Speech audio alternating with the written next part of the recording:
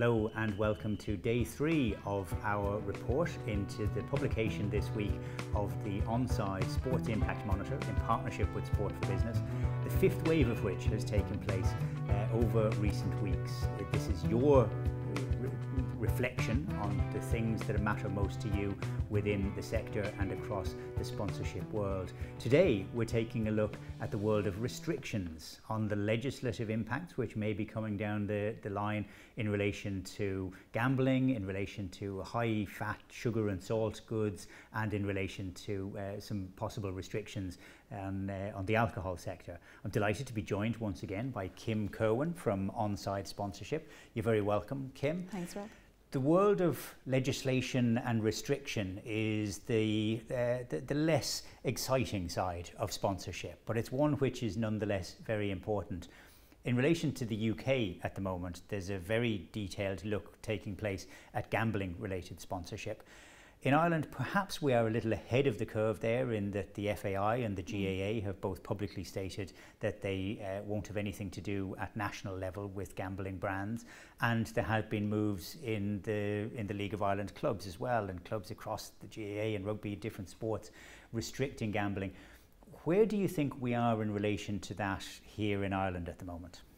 Yeah, well, according to the members and according to the research, 3/4 of them would be in agreement with a ban on gambling companies in sponsorship and sport.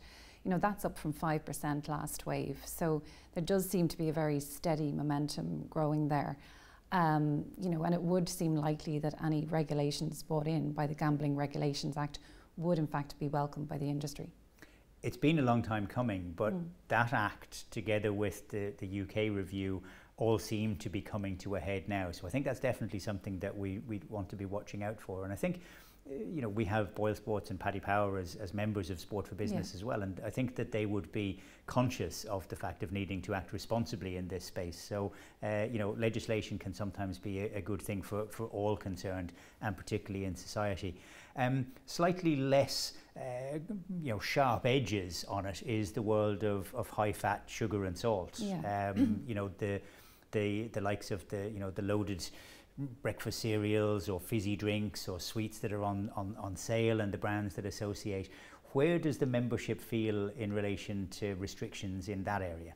Yeah, that's slightly less than gambling, but it's still more than half. 55% would agree with some form of restrictions on sponsorship by high salt, sugar and fat foods.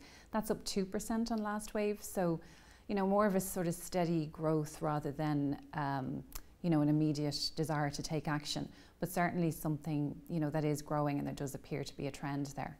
The research as well is broken down across rights holders and sponsors. We spoke yesterday about the importance of, or the challenge of there being a lack of sponsorship opportunities at the highest level. Perhaps some sponsors are saying that they would like to have legislation brought in which would actually free up some of the properties that are there. Who knows? I suppose the big beast in town has been alcohol, and that debate has run over the entire 10 years of Sport for Business history. But the debate has moved on a little bit now, and we asked the question in this report as to people's views on restricting the bringing of alcohol into stadia, the continual up and down of people going in and out to get their drinks. What did the membership say about that? Yeah, well, this is more evenly split and less clear-cut. There's a bit more of a divide here. So 39% of the members would agree with some form of restriction about bringing alcohol into the stands and stadia, but slightly more, 45%, would disagree with any restrictions. So certainly the industry isn't there yet, and there's definitely more of a divide and less a clear view coming through.